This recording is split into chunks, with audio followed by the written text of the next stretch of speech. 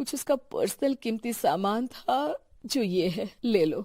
सामान में होती है एक घड़ी और एक मंगलसूत्र। माँ जी ने कहा था कि वो ये घड़ी मुझे देंगी। हाँ हाँ पिताजी, माँ ने सबके सामने ये घड़ी सरिता को देने के लिए कहा था। उठा लो सरिता माँ की घड़ी। अब क्या था, छोटी बहू फट से घड़ी उठा लेती है। और पिताजी, ये मंगलसूत्र तो माँ ने मुझे ही देने को कहा था, याद है ना? वो सभी की ओर इशारा करती है। तू भी ले ले ये हार बेटा, कोई बात नहीं। मंजली फटाक से हार उठा लेती है। ससुर बड़ी बहू की तरफ देखते हैं। तुझे क्या दूं बेटा? पिताजी, माँ ने एक चीज मेरे लिए भी रखी है। सभी के कान खड़े हो जाते हैं कि आखिर सास ने क्या रखा होगा बड़ी के लिए। अरे माँ जी तो दीदी से प्यार भी ज्यादा ही करती थी, हमेशा उनसे बात किया करती। जरूर कोई बड़ी और अपनी प्रिय चीज दी होगी दीदी को। और देख लेते हैं ना, वरना तो हम भी बराबर का बंटवारा करेंगे। हाँ हाँ कर लेना बंटवारा, लेकिन बड़ी बहू बताओ तो, सुधा ने क्या रखा है तुम्हारे लिए?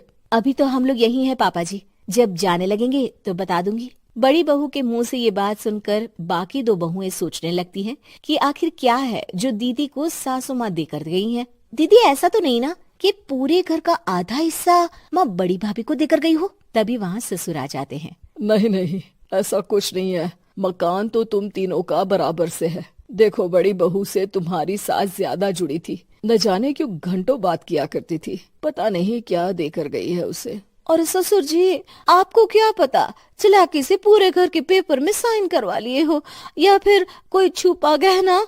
आखिर मकान पूरा तो आपने सासू माँ के नाम ही कर रखा था ना। अब घर में ये सस्पेंस बन जाता है कि आखिर बड़ी बहू क्या लेकर जाएगी। फिर वो दिन भी आ जाता है जब बड़ी बहू के जाने का समय हो जाता है। बेटा, परसों तुम चली जाओगी, बताया नहीं माँ ने तुम्हें क्या दिया? घड़ी और हार जो बेशकीमती था और तुम्हारी सास को सबसे ज्यादा प्रिय था, उसका तो बंटवारा भी हो चुका है। अब तुम्हारी बारी। हाँ पिताजी, आज मैं ये बात बताने ही वाली थी। माँ ने मुझे उससे भी बेशकीमती चीज दी है, और वो है आप। आपसे अधिक प्रिय उन्हें कुछ नहीं था।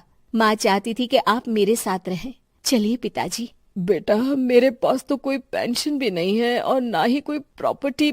लेकिन आपके पास संस्कार है पिताजी, जो मेरे बच्चे आपसे लेंगे, तो आपको ले जाने पर स्वार्थ ही है मेरा। चलिए ना पापा।